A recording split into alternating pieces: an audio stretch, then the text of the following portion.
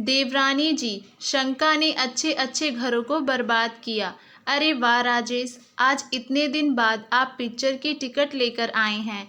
चलो अच्छा है, इतने दिनों बाद ही सही, पर अपनी बीवी की खुशी तो सोची। पर ये क्या, 4 टिकट क्यों लेकर आए हैं? गरिमा अपने पति राजेश से कहती है। राजेश बोला, जरा धीरे बोलो, तुम्हें पता तो है भाभी और माँ भी आई हुई हैं। अगर हम दोनों उनके बिना चलेंगे तो उन्हें बुरा नहीं लगेगा। और तुम्हें पता है भैया भाभी की हर ख्वाहिश पूरी करते थे। मुझे याद है जब मैं हॉस्टल गया तो जब भी मुझे पैसों की कमी होती तो भाभी भैया से लेकर मुझे भेजती थीं ताकि मुझे डांट ना पड़े। गरिमा गुस्से में बोली, अगर तुम्हें तुम्हारी भाभी इतनी ही प्यारी थी तो मुझसे शादी क्यों की? कर लेते अपनी ही भाभी से शादी। वैसे भी तुम्हारा भाई तो अब रहा नहीं। कितनी मुश्किल से इन लोगों से पीछा छुड़ाकर यहाँ आई थी, यहाँ भी आ गए। और वो तुम्हारी माँ दिन रात बड़ी बहू की माला जपती है।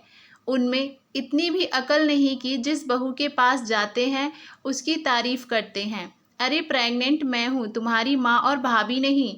और तुम हो कि उन्हें फिल्म दिखाने ले जा रहे हो। मुझे नहीं जाना तुम्हारे साथ। इतना कहते हुए गरिमा कमरे में चली गई।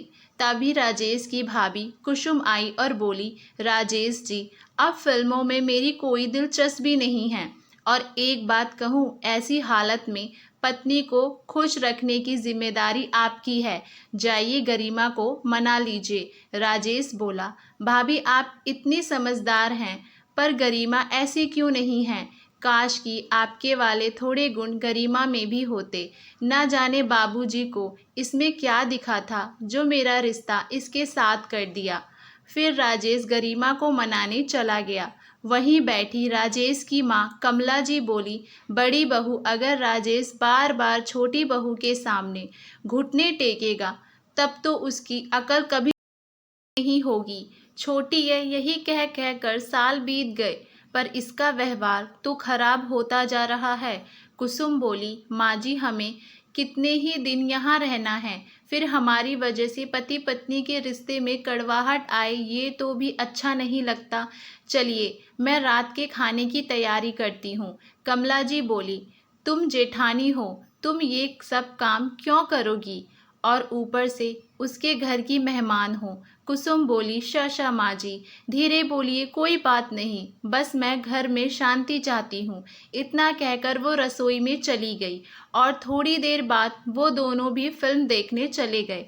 कुसुम ने रोटी बनाकर सबसे पहले अपनी सास को खिलाया तो कमला जी की आंख भर आई। जाने भगवान ने तुम्हारे साथ इतना अन्याय क्यों किया? मेरे इतने समझदार बेटे को मुझसे दूर ले गए। मुझे आज भी वो दिन याद है जब राजेश के लिए गरिमा को देखने तुम्हारे बाबूजी के साथ रमेश बड़ा बेटा भी गया था। आते ही बोला था, माँ हमारा राजेश बहुत भोला है, पर लड़की तेज तरार है। लड़की पर टिक्का टिप्पणी करना अच्छा नहीं लगता।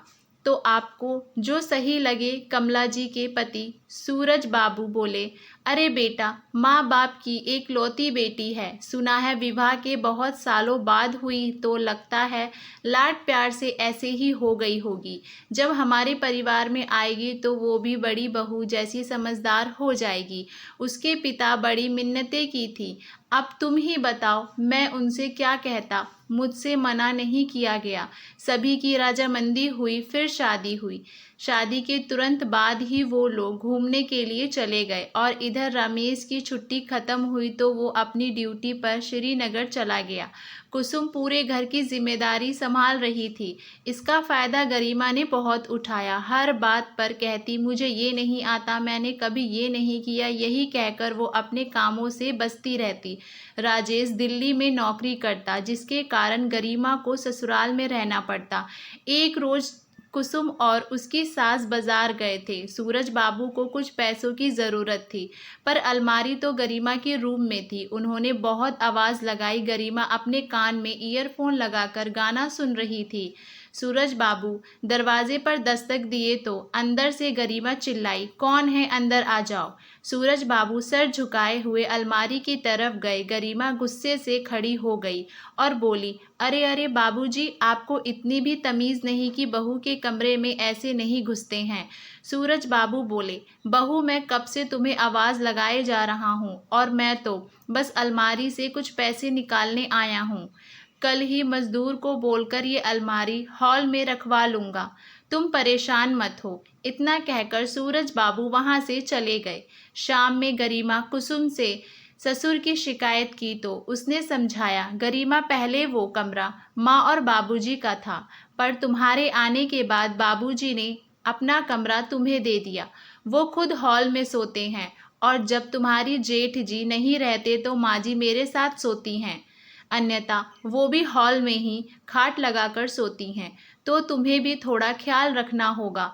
फिर वो खाने की तैयारी करने लगी। समय बीतता गया। गरिमा किसी भी काम में हाथ नहीं बटाती थी।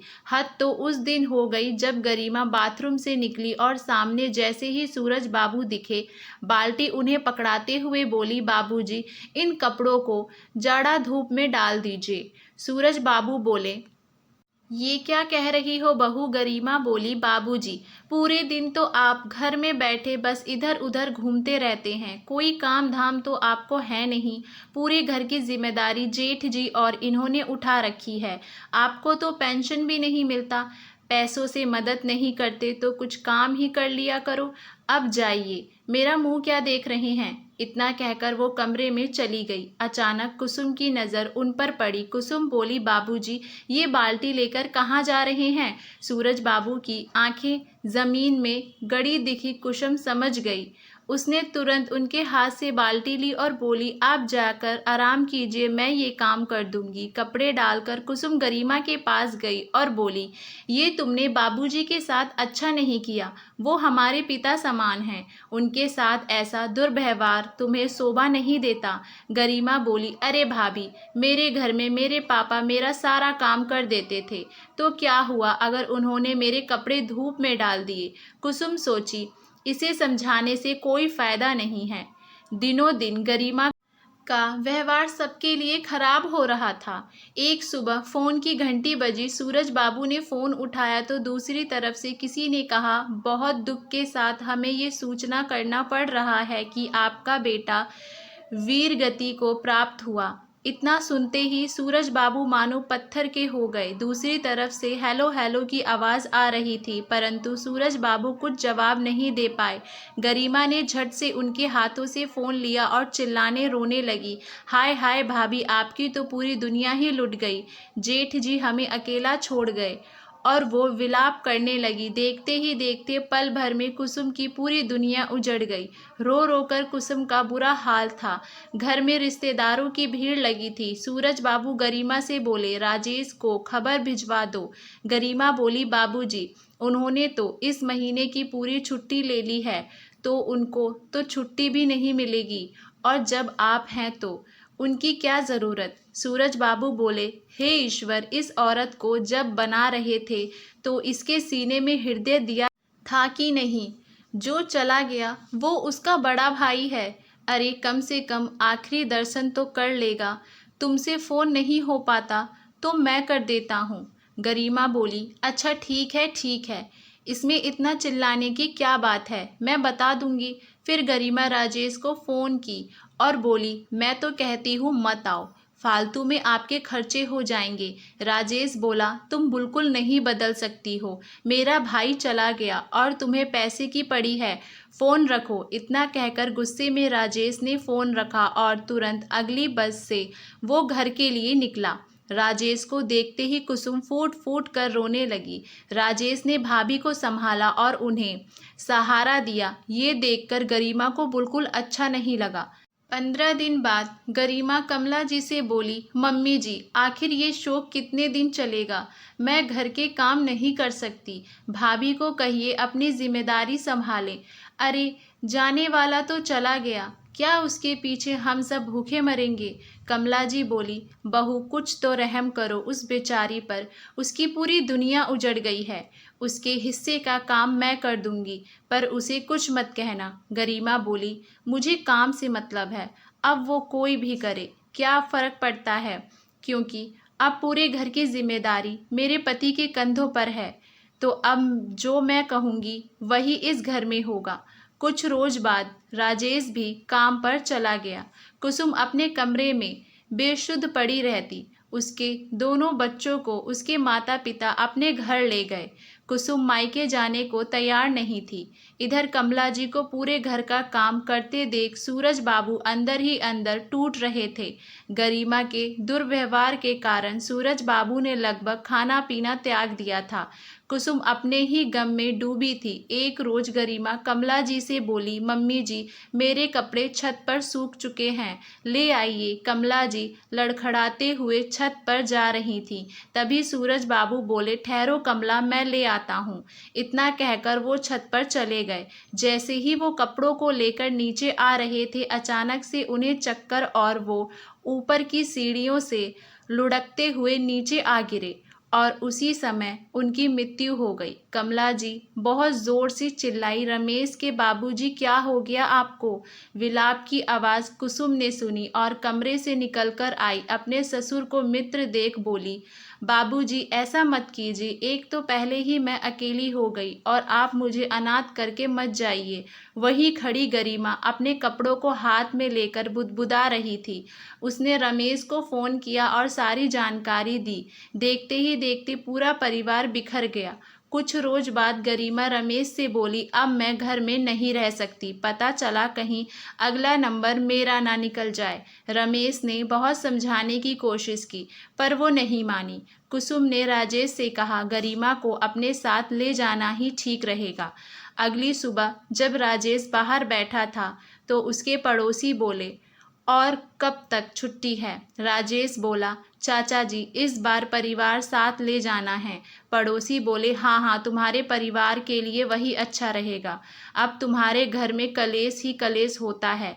बेचारी तुम्हें पिताजी कितने शांत से रहते थे, पर अब हमेशा सर झुकाए रहते थे। रमेश को एहसास हुआ कि शायद इसीलिए भाभी ने कहा कि पत्नी को साथ ही ले जाओ। अचानक दरवाजे पर घंटी बजी और कमला जी और कुसुम अपनी यादों से बाहर आए। कमला जी बोली, आ गया बेटा, फिल्म कैसी थी? तुम कहो तो खाना लगा दें। गरिमा बोली, देखो तो ज़रा मम्मी जी को, इस उम्र में भी फिल्म के बारे में जानना है। मुझे नहीं खाना ये बेस्वाद खाना, मैं अपने कमरे में आराम करने जा रही हूँ। गरिमा अपने कमरे में चली गई। कमला जी बोली, बेटा, अगर तुम्हें खाना नहीं खाना था तो बता देते, बेचारी बड़ी बहू क्यों इतनी गर्मी में रसोई में पसीना बहा रही थी। राजेश बोला, माँ, तुम तो जानती हो इस अवस्था में कब क्या मन कर जाता है कोई नहीं जानता। उसने जिद की तो मुझे बाहर खाना है तो मैंने खिला दी। आपकी छोटी छोटी बातों को सुनाने लगती हैं। आप लोग खा लो, मैं आराम करने जा रहा हूँ। बहू तब तो ठीक था, पर बेटा का ऐसा रूखा व्यवहार कमला जी को कतई मंजूर नहीं था, क्योंकि इसी व्यवहार के कारण उन्होंने बहुत कुछ गंवा दिया, पर अब गंवाने की हिम्मत नहीं थी। खाने के बाद कमरे में कुसुम कमला जी के पैर दबा रही थी और कमला जी चिंता में डूबी थी। तो कुसुम बोली, माँ जी क्या सोच रही हैं? वो बोली, बहू, अब तक गरिमा बहू के व्यवहार को बहुत बर्दाश्त किया। तुम जानती हो उसकी वजह से तुम्हारे ससुर जी की क्या हालत हुई थी।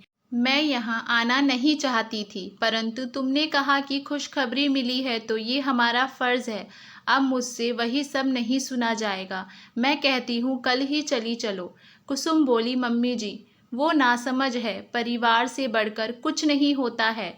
अच्छे बुरे वक्त में परिवार वाले ही साथ देते हैं। जिस दिन उसे ये एहसास हो जाएगा, देखिएगा, वो हम सबसे एक जैसा प्यार करेगी। कमला जी बोली, ना जाने वो दिन कब आएगा। इतना कहकर वो सो गई और कुसुम भी उनके बगल में सो गई। 15 दिन बाद गरिमा शॉपिंग के लिए गई थी। इधर राजेश जब दफ्तर से लौटकर आया, उसके सर में बहुत दर्द हो रहा था। कमला जी बोली, बेटा, मैं तुम्हारा सर दबा देती, पर गांठिया की वजह से मेरी उंगलियां काम नहीं करती। ऐसा करो, भाभी से बोलो, वो तुम्हारा सर दबा देगी। कुसुम बोली, हाँ हाँ देवर जी, आइए बैठिए, मैं आपका सर दबा देती हूँ। मैं अपने भाई का सर भी ऐसे ही दबाती थी। तभी 5 मिनट भी नहीं हुए होंगे कि गरिमा घर के अंदर आई। कुसुम और राजेश को देखकर बोली, अरे सर ही क्यों, मैं तो कहती हूँ कमरे में चले जाओ, हद होती है बेशर्मी की। बेटा भाभी के साथ गुलछड़े उड़ा रहा है और माँ वहाँ बैठी मुस्कुरा रही है। अरे मर्दों का तो समझ में आता है, पर भाभी आपने क्या अपनी शर्म हया बेच दी है? जब देखो किसी न किसी बहाने मेरे पति में लटकी रहती है। गरिमा की बात सुनते ही कुसुम रोते हुए अपने कमरे में चली गई। कमला जी उठी, जोर का थप्पड़ गरिमा को लगाया और बोली, बेशरम औरत, तुम्हारी खुद की नीयत खराब है और तुम मेरी देवी जैसी बहू पर उंगली उठा रही हो। अरे वो तो तुम्हारे पति को अपने भाई समान मानती है। तुम्हें अपने ही पति पर भरोसा नहीं, तुम दूसरे से क्या उम्मीद करती हो? मैंने कहा था उसे कि तुम उसके प्यार और सम्मान के लायक नहीं हो, पर वो है कि तुम्हें अपनी छोटी बहन समझती रहती है। तुम दोनों किसी लायक नहीं हो। राजेश बोला, माँ आप इसके साथ साथ मुझे भी समेट लेती हैं। मेरी क्या गलती है? कमला जी ने बेटे को एक थप्पड़ जड़ी और बोला, माँ के सामने तो तू अकड़ते हो, बीवी के सामने आते ही चूहे बन जाते हो। अगर तुम सही होते तो आज तुम्हारी नकचड़ी बीवी तुम्हारी बड़ी भाभी और तुम्हारी माँ से इस तरह बात नहीं करती। तुम्हारे बाबूजी की मृत्यु का कारण भी तुम्हारी पत्नी है। इसके दुर्व्यवहार के कारण उनकी वो दशा हुई थी। वाह रे मेरा बेटा, तूने तो हमारी इज्जत बढ़ा दी। एक बेटा लायक था जो देश पर अपनी जान निछावर कर दिया, और एक है जो अपनी बीवी के तलवे चाटता है। छी छी, इतना कहकर कमला जी कुसुम के पास चली गईं।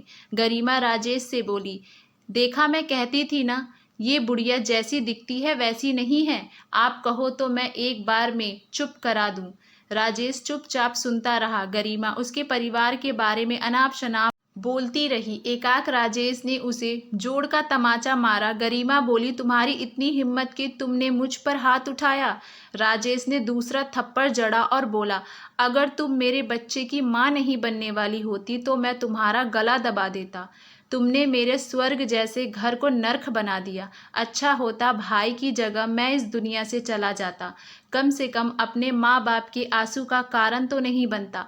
अब तुम्हारे साथ मैं एक पल भी नहीं रह सकता, चलो मेरे साथ। वो गरिमा को कमरे में ले गया, सारे सामान को बैग में डाला, फिर उसके मायके फ़ोन करके बोला, अभी के अभी आकर अपनी बेटी को मेरे घर से लेकर चले जाइए, और जब तक कि इसे बड़ों का आदर करना ना आए मेरे घर मत लाइएगा। देवर की बातें सुनकर कुसुम कमला जी से बोली, माँ जी आप देवर जी को समझाइए, ऐसा ना करें। कमला जी बोली, बहू अब बहुत हुआ, मैं इस मामले में बिल्कुल ही पड़ना नहीं चाहती, और मैं तुमसे कह रही हूँ आज रात की टिकट करो, हम वापस घर जा रहे हैं। राजेश आकर बोला, हाँ माँ, मैं भी आपको नहीं रोकूंगा।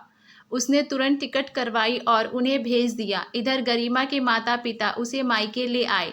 उसकी माँ ने उसे बहुत डांटा, हमने तुम्हें प्यार दिया पर तुमने उसका गलत फ़ायदा उठाया। उस घर में तुम्हें इतनी इज्जत मिली पर तुमने बसे बसाए परिवार को उजाड़ दिया। बेचारी तुम्हारी जेठानी जो तुम्हें बहन जैसा प्यार करती है, तुमने उस पर लांछन लगाया।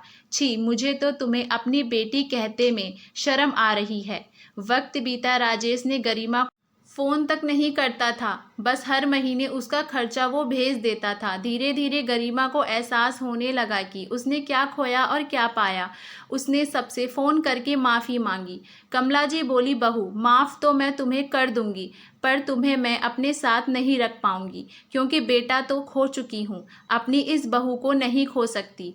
उसकी इज्जत अब मेरी इज्जत है। तुम्हारा पति तुम्हें माफ़ कर दे तो तुम उसके साथ चली जाना।